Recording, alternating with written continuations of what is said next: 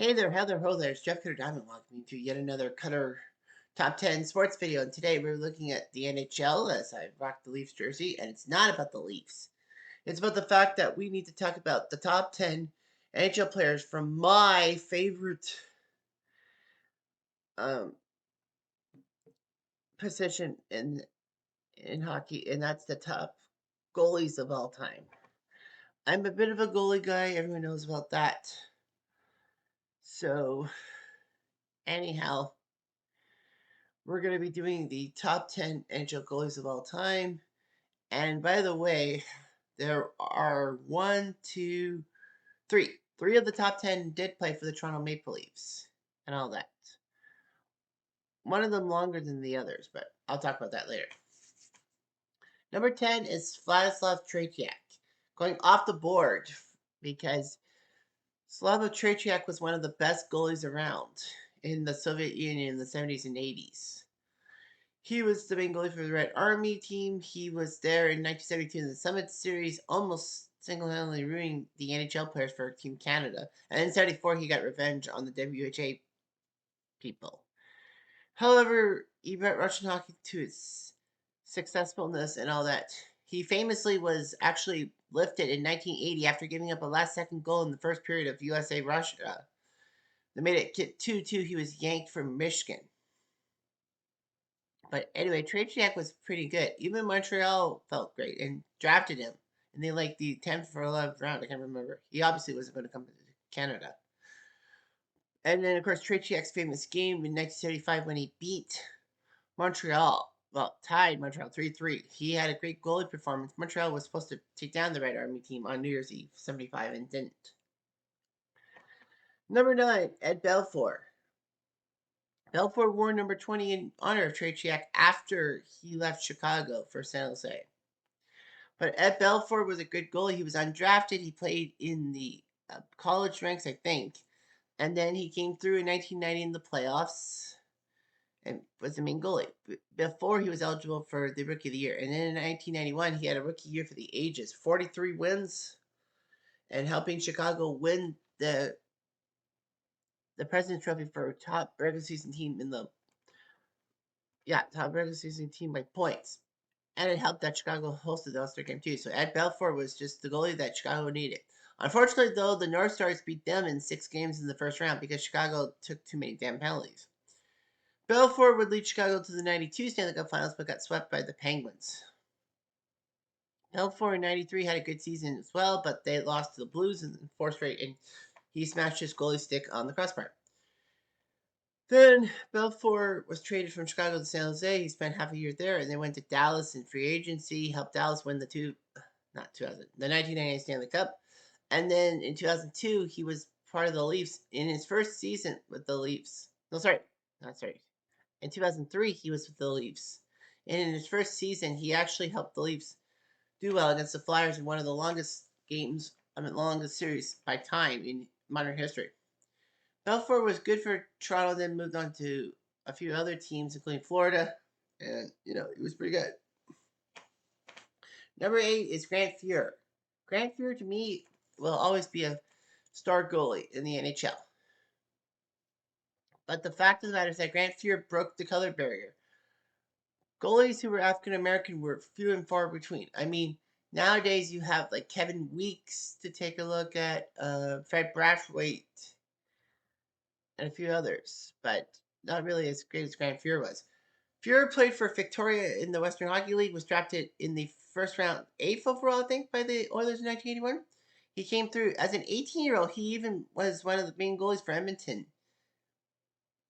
Of course, when we talk about the Miracle Manchester, when the Kings were down 5-0 late in the game and came back to win 6-5, Fuhr was in the net with that weird mask that looked like he was gasping, like the eye holes and then the mouth thing.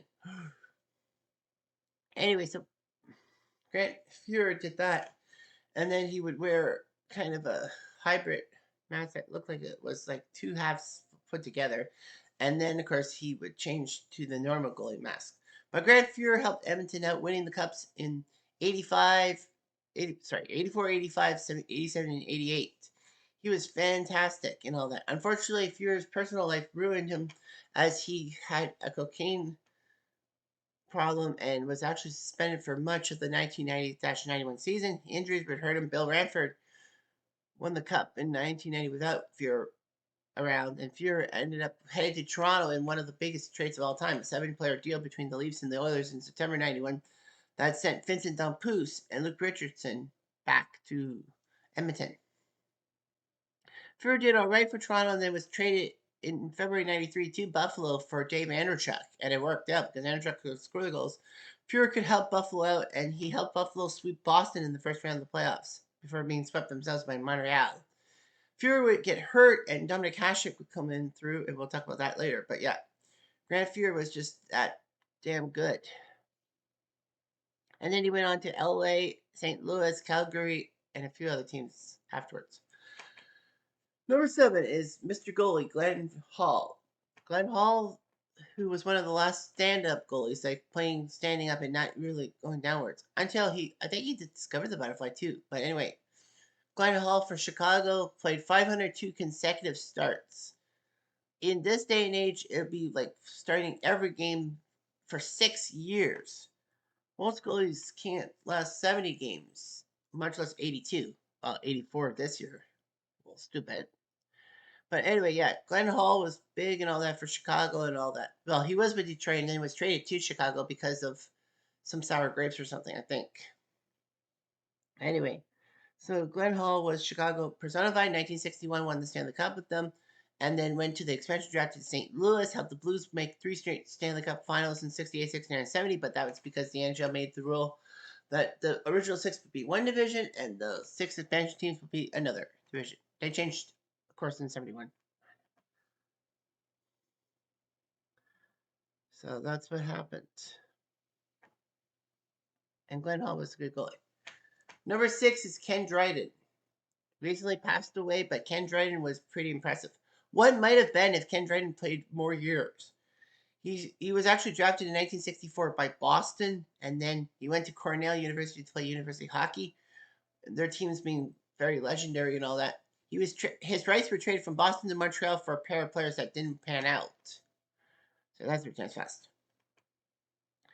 Dryden would head to Montreal, play 6 games, win all 6 of them in 1970-71, was named the starting goalie ahead of Phil Meyer and Rocky Vachon. 2 goalies who would do well for other teams, Meyer with Atlanta and Vachon with Los Angeles. Anyway, Ken Dryden shocked Boston, who almost scored 400 goals as a team, and winning things at number 7. So yeah, so Ken Dryden was just that impressive and everything. And so, he helped them win the 1971 Stanley Cup. 1972, he actually won the Calder for Rookie of the Year, even though that was after he won the Conn Smythe for playoff MVP, because of the rule that you have to play 25 games and all that. If you play less than 25 games, you're still a rookie. All time, of course. But Ken Dryden left in 1973 because he was not being paid enough, so he went to Toronto to Article Law. The Habs sucked without him. They decided to bite the bullet and give him a good contract. He came back. He helped Montreal win 4 straight cups from 76 to 79 and then called it quits in the height of his career. Well, it might have been if Ken Dryden lasted at least till the late 80s. How good he would have been for Montreal. Maybe Montreal wouldn't have those droughts. Who knows? Number 5 is Terry Sawchuk.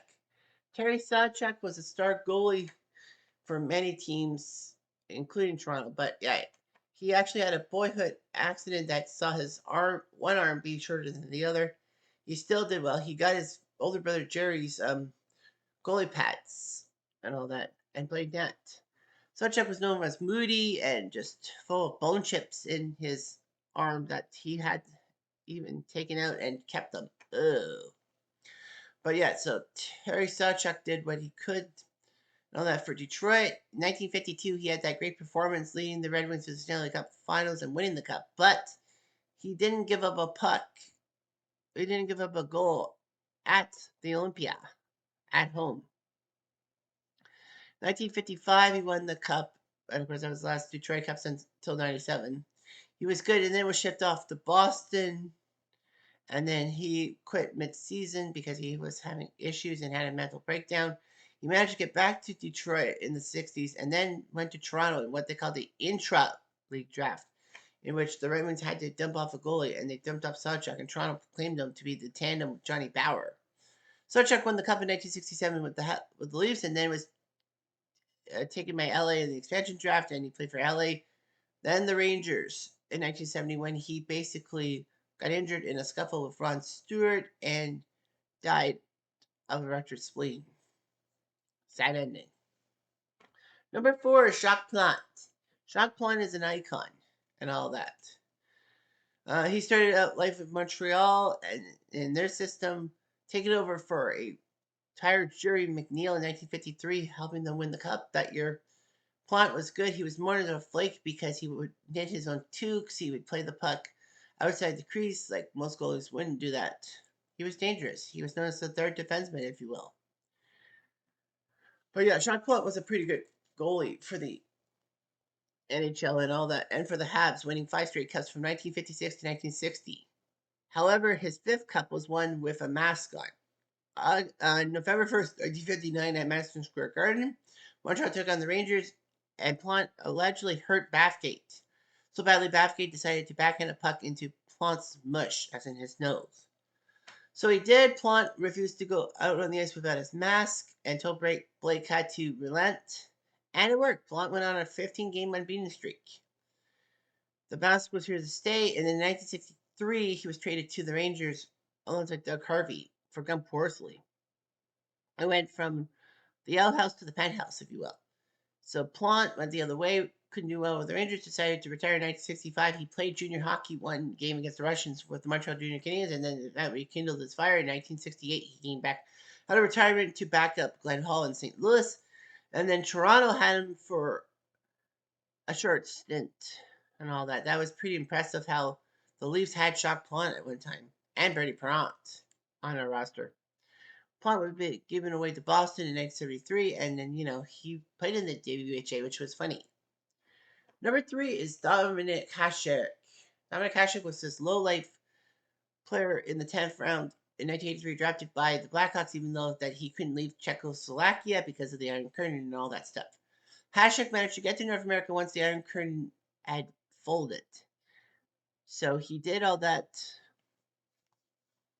and Chicago had his rights, and he was played as one of the many backups to Ed Belfour that year. I even had Dominik Hasek's rookie card with the pro life, pro player one, whatever it's called. Anyway, yeah. So yeah, Hasek did that for Chicago. He would be in the goalie tandem with Ed Belfour in the '92 playoffs, do quite well, and then Chicago decided to trade him to Buffalo for a draft pick that ended up being Eric Daze, who was good when he was healthy. Buffalo put Hasek in behind Grant Fuhr once Fuhr went from Toronto to Buffalo, and then Hasek came through after Fuhr injured himself. Played in that famous '94 playoff series against the New Jersey Devils and the number 2 goalie on this list, and it was one for the ages. Hasek would go on to win 2 Hart trophies for MVPs, not just goalie MVP, real MVP. He helped Buffalo out getting to the 99 Stanley Cup Finals, was in Dallas. He then went to Detroit, won the Cup in 2002, seemingly retired, but was lured out of retirement by Ottawa. Injured himself during the 2006 Olympics, which ruined Ottawa's drive. Hasek went back to Detroit and won a cup with them until he retired. Number 2 is Marty Brodeur. Martin Brodeur, known as Fatso by Sean Avery and known as a bit of a you-know-what by my Boucher Underground brothers, decided to be a good goalie. And then he idolized all the Quebec goalies like Jacques Plante and them. But anyway, Martin Brodeur played for St. Heinenson in the Quebec League, was drafted by the Devils in the first round of the 1990 draft, and came up slowly. And, he was there parts of 93. 94, he was the Calder Trophy winner for MVP of a rookie, top rookie of the year. And then in 94, he had that great duel with Dominik Hasek, which lasted game 7, like it should have been. Brodeur in 95 helped the Devils win the Stanley Cup and You know, that was good with the neutral zone trap and all that. Brodeur would also be like be like a third defenseman, like handling the puck outside the crease. It was so bad that the NHL went, you know, that trapezoid that was basically to slow down Brodeur and all that. You can't play the puck outside the trapezoid, guys. You get penalized. So Marty Brodeur did all that. He even scored a goal in '97 against the Habs in the playoffs, and then he scored a few other goals, like with the opposing players putting the pucks in their own net and Brodeur being the last one to touch. Brodeur has tons of wins, tons of shutouts. He leads in that category, but he wasn't really a money goalie when it counted the most in the playoffs. And what's even worse for Martin Brodeur in his legacy, he played for St. Louis for 13 games. Are you crazy? No one will think bad of you if you played career with just one team, but St. Louis, it was just unmemorable. And finally, number one is my boy Roy. That's Patrick Roy, that is. Haha. So anyway, Patrick Roy was a star goalie for the NHL and all that. He was drafted 51st overall in 1984 by the Habitants. And then he played for Montreal. He helped the AHL, or the minor league team, win the title in 1985, the Calder Cup, which the Toronto Marlies have actually done. So the Leafs are the AHL champions for now. But anywho, Waugh then was in a dogfight with Doug Soltart and Steve Penny for the number one draft job as Montreal goalie, and it worked. He got the play. So in '86, he was part of the playoffs. They swept Boston. They took care of Hartford in 7 games. It took a Claude Lemieux double overtime goal to do it. They beat the Rangers in 5 games, and Waugh in Game 3 announced himself to the road with all those overtime saves before Lemieux scoring the goal, and then won the Cup against Calgary in 1986. Waugh had some good years. 1989 led Montreal to the Stanley Cup against Calgary, but Calgary got the revenge. He injured himself in '91, and they had to use Red Light Rasico to do everything, and J.C. Bergeron. Waugh would bounce back, have a decent '92 season. In '93, people were not too happy with him being down 2-0 to Quebec. They wanted Rasico in the net, but Demers said basically if they got to the Stanley Cup spot with Waugh, he's not going to take him out now. And it worked. Waugh repaid his coach's confidence by having 10 straight overtime wins and winking at Thomas Sandstrom.